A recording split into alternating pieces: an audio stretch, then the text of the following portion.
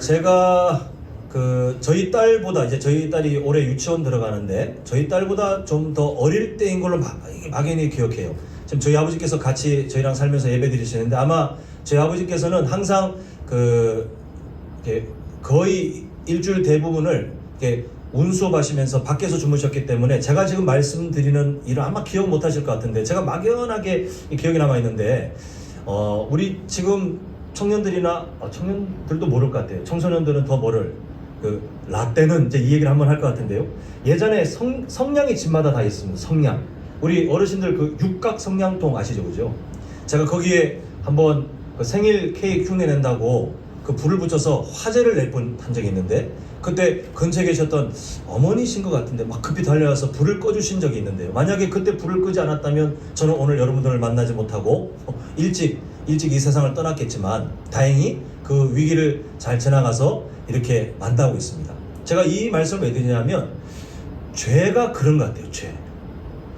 제가 육각 성냥통 성냥이 막 꼽혀있는 거기에 마치 촛불 흉내내는 것처럼 성냥 하나를 꼽고 어린 나이에 불 붙이고 재밌게 마치 케이크처럼 그렇게 기뻐했다가 갑자기 불이 막 치솟는 거 보고 기겁을 한 적이 있는데 죄가 화약 같아요.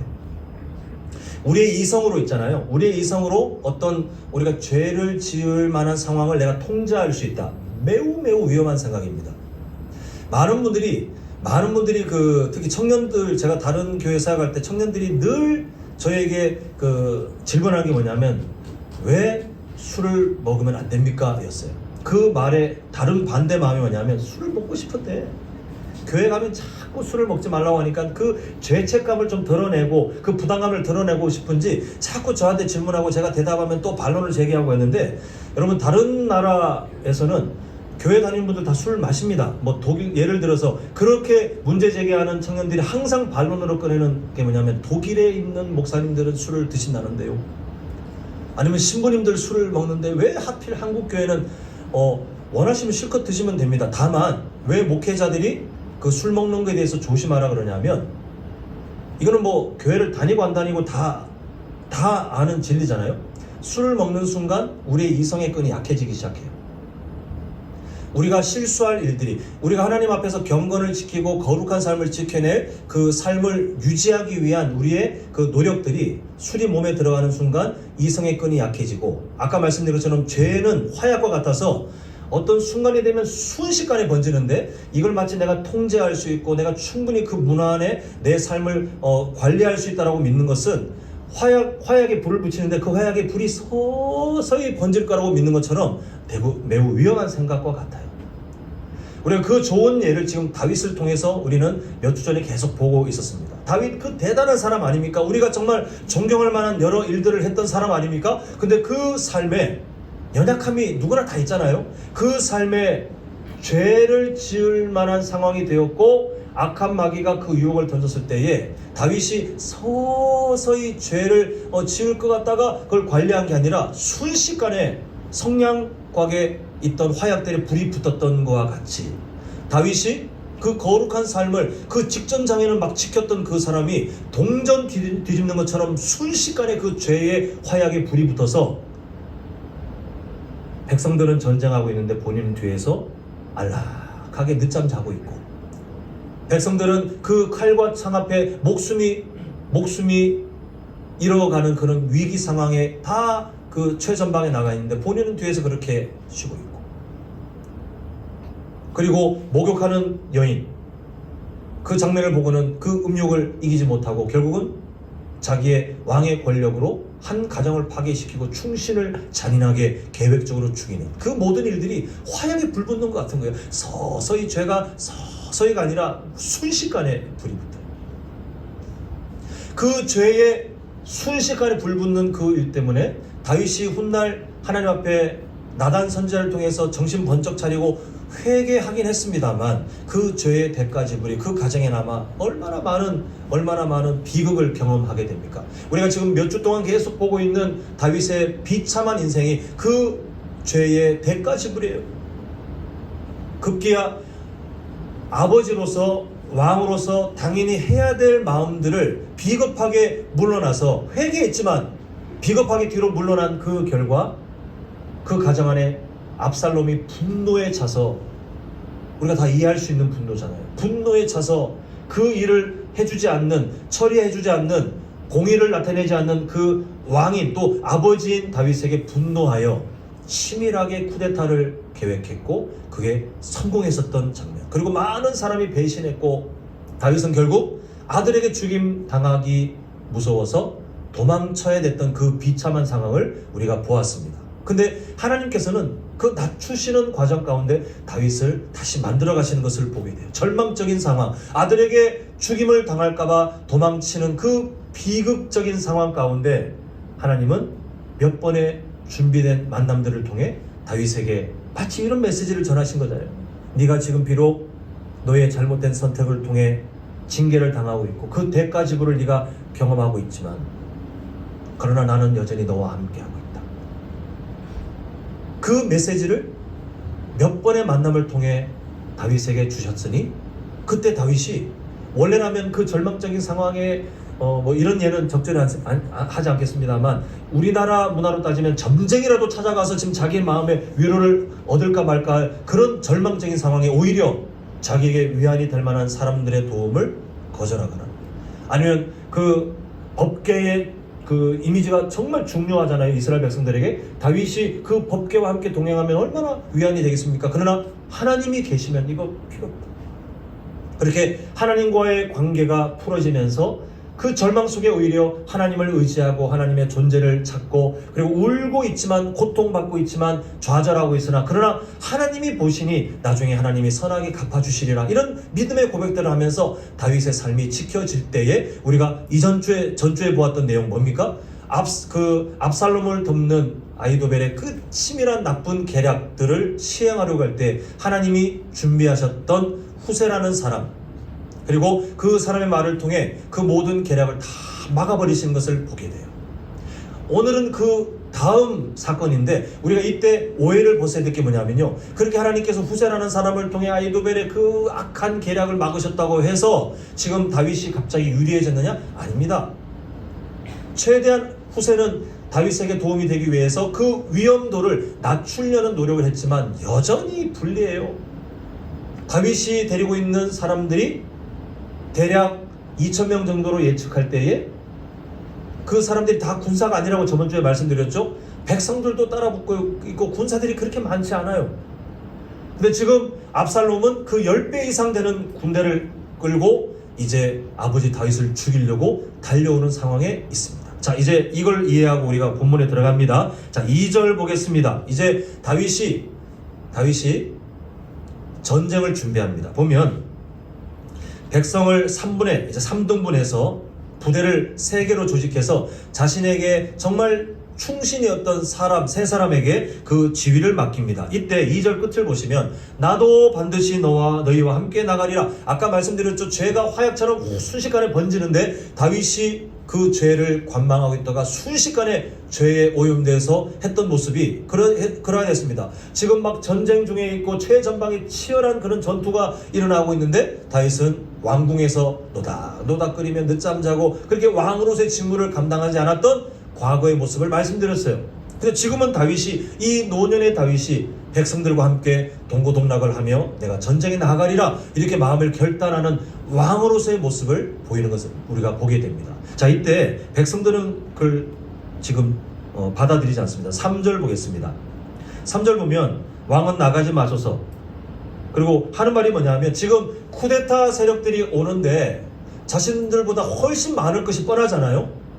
그 다윗이 자신들과 함께 있는 게 과거 전쟁의 그 양상을 보면 모두에게 승리의 그런 전적들이 많은 다윗이 또 그 마음의 중심에 드는 다윗이 전장에 함께 가서 칼을 들고 막 하면 사기가 오릅니다. 근데 백성들이 왜 막냐 하면 전략적으로 볼 때 쿠데타 세력은 자신들이 아무리 전사하고 아무리 무슨 일이 있어도 멈추지 않고 다윗 당신을 죽이려고 할 것이다. 만약 우리 모두가 무사해도 아무리 전쟁에서 이기려고 해도 다윗 당신 한 사람이 만약에 전사하면 우리는 다 끝난 몫입니다. 그 다윗의 위치를 알기 때문에 그러므로 전략적으로 오지 마십시오라고 다윗의 그 발걸음을 지키는 것을 보게 됩니다. 그래서 이 말을 듣고 다윗은 이제 후방에 빠지는데, 자, 이때 다윗의 마음을 좀 봐야 되겠어요. 5절 보겠습니다. 5절 보면 이 아버지의 마음이 참 서글퍼요. 보면요, 그 지휘관들에게 말을 합니다. 중간에 보니까 나를 위하여 그 젊은 압살롬을 너그러이 대우하라. 지금 하나님께서 주신 그 말씀 가운데 이 다윗이 하는 말이 뭐냐면 압살롬에 대해서 너그럽게 대하라, 이렇게 말을 하고 있는 것을 보게 됩니다. 지금 아버지의 마음으로 이 압살롬에게 어떻게 해야 되는지를 맡고 있는 것을 보게 돼요. 나중에 혹시 압살롬을 잡아도 나를 생각해서 제발 나를 생각해서 이 압살롬을 용서해달라, 이제 이런 부탁을 하고 있습니다. 자, 이제 전쟁이 시작되는데 아까도 말씀드렸지만 막 다윗을 따르는 사람들이 그 군사가 아니지만 백성들이 나도 함께 할게요 라고 해서 다 새 부대를 조직해서 나가긴 했지만 지금 10배 되는 쿠데타 세력이, 그 이상 되는 세력이 다윗과 그리고 다윗을 따르는 사람들을 제압하기 위해서, 특히 다윗을 죽이기 위해 달려오고 있는 것을 보게 됩니다. 전혀 승산이 없어요. 근데 7절 보시면 거기서 이스라엘 백성이 다윗의 부하들에게 패하매 그날 그곳에서 전사자가 많아 2만 명에 이르렀고 라고 말하는데, 우리가 주목할 것은 8절입니다. 자, 우리 8절 우리 한 목소리 함께 읽겠습니다. 시작.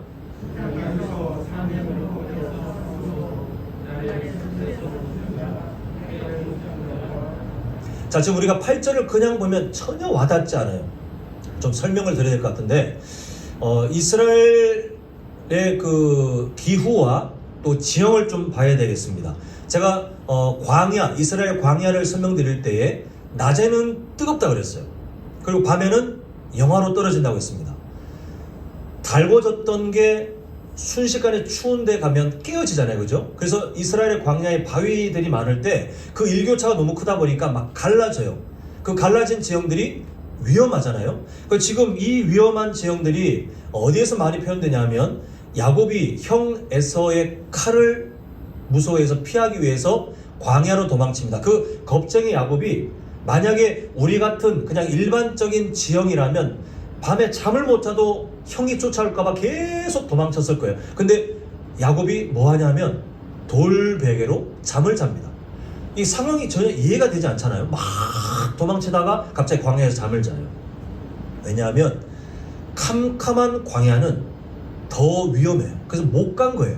야곱이 도망치고 싶지만, 형이 지금도 쫓아오는 것 같지만 왜 못 갔냐 하면 이 그 일교차 때문에 광야의 지형이 너무 날카롭고 뭐 절벽도 많고, 그리고 바위로 가고 있는 것 같지만 갑자기 길이 갈라져서 거기에 떨어져서 자기가 치명상을 입을 수도 있기 때문에 그 야곱은 어쩔 수 없이 두려운 마음을 가지고 광야에서 잠을 잘 수밖에 없었어요.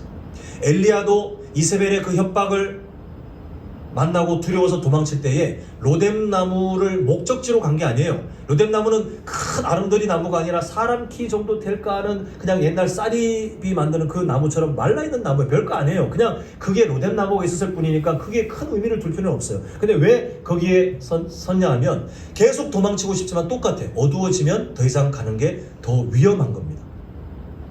지금 이스라엘 그런 지형 속에 다윗의 수하들과 또 백성들과 그리고 반대로 쿠데타의 세력들이 만나는 그 전쟁 속에 이 다윗을 따르는 사람들이 전략적으로 뭘 했냐 하면, 넓은 들판에서 싸웠다가는 10배 이상 되는 그 군사들과 싸울 때 그냥 다 죽잖아요. 몰살이잖아요. 그래서 마치 과거에 베트남 전쟁 때 베트공이 했던 것처럼 아주 지형이 좋지 않은 곳에 게릴라전처럼 이렇게 숨어 그리고 작은 무리들이 여러 군사들을 마주하는 그런 전략을 쓰는데, 자, 지금 이 땅에서 싸우고 있는 사람들이 어떤 일을 만나고 있느냐? 2만 명이 전사해서 갑자기, 자, 8절 우리가 지금 보고 계시죠? 잘 보시면 사면으로 퍼져 싸웠으므로, 자, 뒤에 보면 칼에 죽은 자도 있긴 한데 그 전에 뭐라고 지금 설명되고 있습니까? 어디에서 죽어요? 수풀에서 죽은 자가 칼에 죽은 자보다 많다. 지금 전쟁 중에 칼이나 창이나 화살에 죽은 게 아니라 그 앞에 수풀에서 죽은 자가 엄청나게 많은 거예요. 자, 제가 설명드린 지형 때문에 그런데요. 하나님께서는 물론 전략적으로 이 사람들이 자기들 상황에 불리한 상황에 맞게 작전을 세우긴 했지만 하나님께서 이 8절 9절을 통해서 우리에게 뭔가 말씀하시는 게 있어요. 자, 이걸 이해하기 위해서는 여호수아 10장 11절 우리 한번 화면을 보시면 집사님 감사합니다. 지혜롭게 제가 부탁드린 그거보다 더 멋지게 해주셨는데 자, 한번 밑에 보세요. 밑에 여호수아 10장 11절 보이시죠? 보면 지금은 다른 상황이에요. 가나안 족속과 이스라엘 백성들이 싸우는데 똑같이 불리한 상황입니다. 근데 그때 하나님이 어떻게 일하셨느냐? 그들이 이스라엘 앞에서 도망하여 베드로네 비탈에서 내려갈 때에 여호와께서 하늘에서 큰 우박덩이를 아세가에 이르기까지 내리시매 그들이 죽었으니 자, 노란 글씨 보이시죠? 밑에 칼에 죽은 자보다 어디에 죽은 자가 더 많아요?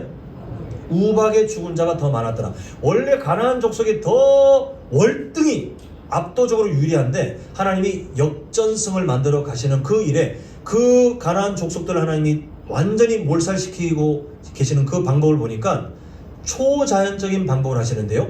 이때 사용된 문법 구조가 지금 위에 또 노란 글씨 있죠. 8절의 문법 구조와 같아요. 그래서 우리가 보기에는 뭐 다른 내용들이 있지만 이걸 어떻게 정리할 수 있냐면 수풀에서 죽은 자가 칼에 죽은 자보다 더 많았더라라고 하는 구조와 밑에 있는 그 여호수아 시대에 일어나는 그 구조가 같아요. 그 성경을 아는 우리는 좀 눈에 확 안 들어오지만 이 성경을 아는 히브리인들이 오늘 기록된 사무엘하 18장의 8절을 보면 이거 저기 여호수아 시대 그 본문하고 비슷한데 하고 뒤적뒤적 보면 똑같네. 문장 구조가 이렇게 읽혀지는 구조라는 거예요. 지금 뭘 드러내시냐면 자, 지금 오늘 본문에서는 직접적으로 어떤 단어가 나오지 않지만 여호수아 10장 11절에 하나님께서 가나안 족속들과 이스라엘 백성들이 싸울 때 그 불리한 상황 가운데 있던 이스라엘 백성을 승리하게 하시고 그 승리의 마침표를 찍으실 때에 하늘에서 우박이 내리게 하신 분이 누구냐는 겁니다. 여호수아서를 보면 그분이 하나님이신 게 명확히 드러나요. 그리고 똑같은 문장 구조를 통해 사무엘하를 기록한 그 저자가 성경을 읽는 사람들에게 뭘 말하냐면 그때 역사하신 하나님이 똑같은 방법으로 다윗 무리를 도우셨다. 이게 오늘 본문에 숨겨져 있는 메시지입니다. 그래서 하나님을 모르는 사람들이 오늘 그 일을 읽으면 우연히 우박 때문에 승리했네, 우연히 그 지형을 잘 이용해서 승리했네 라고 보겠지만 하나님께서는 성경을 통하여 하나님을 존중하는 사람들에게 뭘 드러내고 계시냐면 여호수아 시대 때도 내가 역사하여 보호했고 다윗이 그 불리한 상황 가운데 있을 때도 내가 역사하여 그 생명을 지켰다라고 하나님의 일하심을 지금 동일하게 보여주시는 것을 보게 됩니다. 사랑하는 성도 여러분, 우리가 살고 있는 이 시대는 어떤 시대인지를 우리가 예전에 구약 이야기를 통해서 보았는데 자, 한번 얼마 안 된 시간이지만 한번 여쭤볼게요. 제가 처음에 오늘 설교 도입하기 전에 제가 성도님들께 서로 옆에 앞뒤에 계신 분들께 인사 이렇게 하십시오라고 한 내용인데 기억나십니까? 하나님을 어떻게 하는 삶이 되자고 했죠? 불과 20분이 좀 지나지 않은 시간인데 말씀에 집중하시더니 얼마나 말씀에 집중하셨는지 앞에 인사를 다 까먹으셨네요. 제가 하나님을 존중하는 삶을 살자 인사 서로 시켰는데 기억나시죠? 그죠? 우리가 살고 있는 이 세상을 좀 잘 기억하셨으면 좋겠어요. 우리가 살고 있는 이 세상, 우리를 제외한 이 세상은 구약 이해하기에 그때 보았던 내용으로 보면 가인 계열, 하나님을 존중하지 않는 사람들이 힘의 원리로 이 세상의 모든 문화들 그리고 모든 지식들, 모든 기술들을 구축하고 모두가 그냥 철저하게 하나님이라는 존재가 없는 것처럼 또 그게 마땅한 것처럼 그렇게 온 힘을 다해 사랑하는 그 역사가 우리가 지금 함께 섞여 살고 있는 이 세상의 문화예요. 그래서 성도님들은 그런 하나님을 존중하지 않는 세상 속에 하나님을 존중하는 사람으로 새롭게 구별되어 예수님의 십자가 사랑으로 그렇게 새로운 존재, 이전과 다른 존재로 하나님께 사명을 받아 살아가는 게 바로 그리스도인들입니다. 결국 우리는 명확해요. 동전 양면이 다른 것처럼 하나님을 존중하지 않는 세상 속에 성도님들은 하나님을 존중하는 사람으로 살고 있는데, 이때 피할 수 없는 진리가 있는데, 그게 뭐냐면요, 하나님을 존중하지 않는 이 세상 속에 성도님들이 하나님을 존중하는 삶을 따르잖아요. 그러면 불이익을 당할 수밖에 없습니다. 이거를 피하고 싶고 하나님을 존중하는 삶도 살고 싶고, 이거는 이루어질 수 없는 욕심이에요. 우리가 하나님을 존중하지 않는 세상 속에 하나님을 존중하는 사람으로 우리의 언어를, 우리의 생각들을, 우리의 선택들을 구별하여 찾아보십시오. 그러면 무시당하십니다. 공격당합니다. 그리고 여러분들은 세상에 불이익을 당할 수밖에 없어요. 이때 우리가 그런 불이익을 피할 수 없는 그런 삶을 마주하고 있는데, 사람의 본능을 좀 이해하셨으면 좋겠어요. 우리는요, 가르치지 않아도, 시키지 않아도, 명령하지 않아도 나도 모르게 나의 안전이 더 확보되는 쪽으로 내 마음이 가게 되어 있어요. 이거는 인간의 본성입니다. 아니, 모든 생물의 본성이에요. 내가 안전한 쪽으로 선택하게 되는, 내가 안전한 쪽으로 내 마음이 막 힘을 다해 달려가는 것이 우리의 자연적인 본능이에요. 그러다 보니 그런 구조가 딱 만들어지는 거예요. 하나님을 존중하는 사람들이 하나님을 존중하지 않는 세상 속에 살면서 불이익을 기뻐하는 사람은 없잖아요. 그런 불이익들을 마주하는 장애물들을 만나게 될 때에 우리의 본성은, 목사인 저도 있잖아요. 여기 계신 모두 다 동일할 겁니다. 우리의 본성은 하나님을 존중하고 싶으나 나도 모르게 내 안전이 보장되는, 나에게 유익이 되는 쪽으로 마음이 우선 움직이게 되어 있어요. 이게 우리의 본성이에요. 이걸 싸워가는 것이 거룩입니다. 이 본성을 이겨내고 오히려 하나님을 존중하기 위해서 불이익이 있는 자리로 뛰어드는 것이, 그게 경건이고 믿음의 삶이에요. 근데 우리는 그런 연약함이 있다는 겁니다. 그러다 보니, 자, 성도님들은 아니시겠지만 다른 교회 이야기를 해볼게요. 교회를 다니는데 세상에 어떤 것을 얻기 위해서, 아니면 관계를 위해서 언제든지 주일 예배를 타협하는 사람들이 왜 있을까요? 교회 생활하고 있는데 왜 세상의 문화를 끊어내지 못할까요? 왜 교회를 다니시는 분인데 이익이 되면 자꾸 편법을 의지할까요? 좋은 게 좋다는 식으로 그냥 싹 눈 감고 지나갈까요? 심지어 교회를 다녔던 사람인데 내 삶에 도움이 안 된다 싶으면 언제든지 그 지난 삶을 뒤집듯이 신앙생활을 버리는 삶이 왜 가능할까요?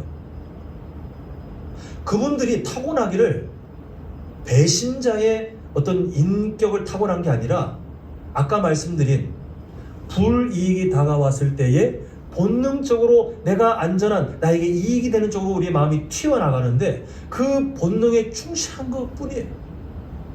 그 본능을 싸우지 못하고 그냥 주일 예배 원할 때마다 언제든지 멈출 수 있고, 사람들과 만나는 거에 의미를 두고 가고, 예수님 믿는다고 하지만 편법을 언제든지, 불법을 언제든지, 이 세상 속에 상식도 벗어나고 우리가 옳다 이렇게 그냥 살아가면서 악취를 풍기는 삶을 왜 선택합니까? 그게 우리에게 더 유익하다고 믿어요. 왜 신앙생활을 멈추는 사람들이 생겨요? 그런 핍박 속에 막 괴로워하면서 신앙생활을 멈추지 않아요. 그분들 이야기를 들어보면 그동안 너무 힘들었대요. 이제 너무 좋대요. 부모님 때문에 눈치 보고 교회 다녔는데 한번 결단하고 안 가니까 너무 좋대요. 내 시간도 많아지고, 그동안 시간에 불이익이 있었어요. 돈 안 써도 되고 헌금 드릴 때 불이익이 있었나 봐요. 사람은 누구나 불이익을 피하려고 하는데, 우리는 어쩔 수 없이 하나님을 존중하려면 이 세상과 마주할 때 생기는 여러 종류의 불이익을 피할 수 없거나 아니면 타협하거나 둘 중에 하나를 선택해야 된다는 사실입니다. 그런데 우리는 하나님께서 살아계십니다, 하나님께서 일하십니다, 하나님께서 역사하십니다, 그런 허울 좋은 말들을 입에 잘 담으려고 하지만, 내 삶에 정말 그걸 누리기 위해서 해야 될 선택은 자꾸 외면할 때가 있어요. 하나님께서 정말 내 인생 가운데 역사하심을 보고 싶으십니까? 하나님의 통치하심을 내 삶 가운데 정말 목격하고 싶으세요? 하나님께서 내 삶을 주관하시는 그 기적들을 맛보고 싶으십니까? 그러면요, 그걸 증명하기 위해서는, 그걸 정말 맛보기 위해서는 내 삶이 불리함 위에 서 있으셔야 돼요. 세상에서 내가 하나님을 존중하기 때문에 받는 불리함은 피하고 싶지 않고, 적당히 타협하며 세상에서 내가 이익도 없고 불리함도 피하고 그렇게 하면서 하나님의 역사와 기적을 맛보고자 한다는 것은 우리는 정말 이룰 수 없는 그런 욕심입니다. 꼭 기억하셨으면 좋겠어요. 하나님의 통치하심, 하나님의 일하심은 하나님 때문에 당하는 불리함에서 증명돼요.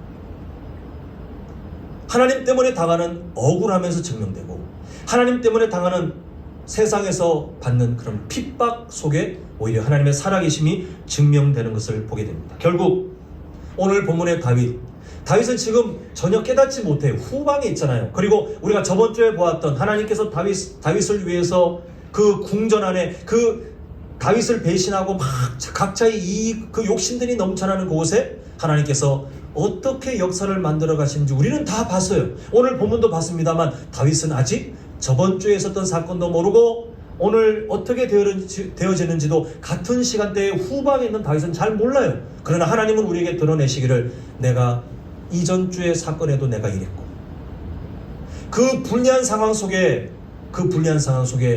그 지형 속에 사람들이 수만 명이 칼에 죽는 자보다 수풀에서 죽는 이스라엘의 지형 모두가 다 아는데 왜 하필 그 사람들만 다 죽었을까요? 왜 그 사람들만 다 패배하게 되었을까요? 하나님이 그렇게 개입하셨다는 거예요. 여호수아 시대의 가나안 족속들을 우박을 통하여 그렇게 하나님이 칼에 죽는 자보다 우박에 죽은 자가 더 많았다라고 하나님의 일하심을 드러냈던 것처럼, 하나님은 불리함 속에 있는, 그러나 불리함 속에 있음에도 하나님을 존중했던 그 다윗을 통해 하나님은 살아계심을 지금 나타내고 계십니다. 사랑하는 성도 여러분, 우리가 바라보는 그분이 동일한 하나님이셔요. 저에게도 이 연약함이 있기 때문에 성도님들 앞에서 제발 좀 잘하십시오 이런 심정이 아니라 저를 포함하여 드리고 싶은 말씀이 뭐냐면, 하나님이 살아계신다고 하는데 자꾸 우리는 삶에서 그 하나님의 살아계심을 경험하는 것들을 외면해요. 그냥 이대로 교회 왔다 갔다 그것으로 충분하다고 생각하는 것 같아요. 저를 포함하여. 다시 말씀드리지만 하나님의 기적은 우리가 하나님 때문에 세상에서 이익을 포기하거나 피할 수 있는 불이익을 기꺼이 감수하거나, 내가 하나님 때문에 핍박을 받거나 하나님 때문에 모욕을 받거나 하나님 때문에 억울함을 당하는 그 자리에 기꺼이 설 때에 그때 하나님의 살아계심이 분명하게 드러나요.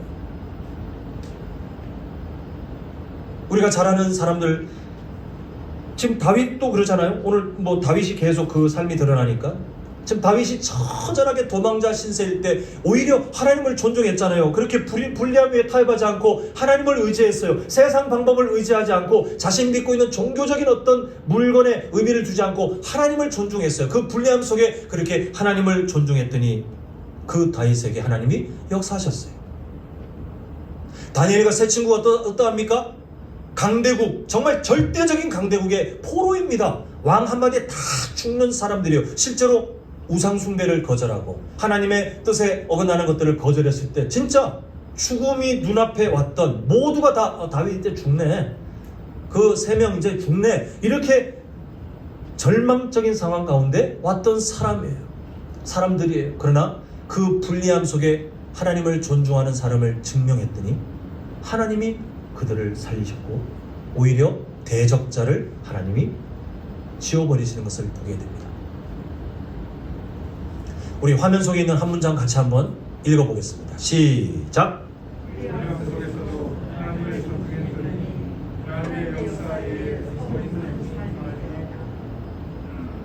자, 어디 속에서도요? 불리함, 하나님 때문에 당하는 불리함 속에서도 누구를 존중해요? 하나님을 존중했더니 그 다음에 이 약속을 우리가 누려야 되는데, 누구 역사 위에 우리가 서게 됩니까? 하나님의 일하심, 하나님의 기적이, 하나님의 능력이 넘치는 그 삶에 우리가 서 있는 것을 그때 발견하게 되는 거예요.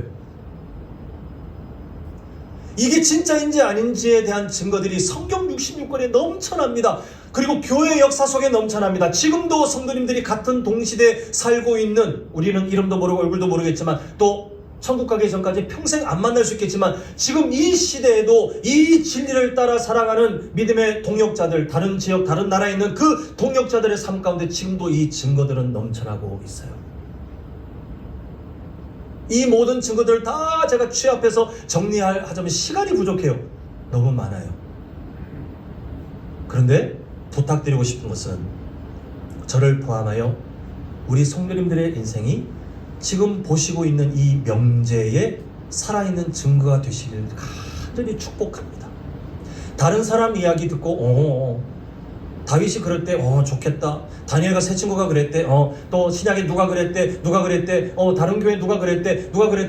와 대단하다. 와 대단하다가 아니라 이번 한 주를 살아가는 우리가 하나님을 존중하기 때문에 당하는 불리함 위에 기꺼이 들어가셔서 인내하시고 하나님의 역사를 기다리시고 반드시 그 선한 일, 하나님의 존중을 나타내기 위해서 불리함을 기꺼이 감수하는 그 선한 일을 우리가 포기하지 말지니, 왜냐하면 하나님께서 열매를 맺게 하시기 때문에. 그런데요, 그 삶을 우리 성도님들이 직접 경험하셨으면 좋겠어요.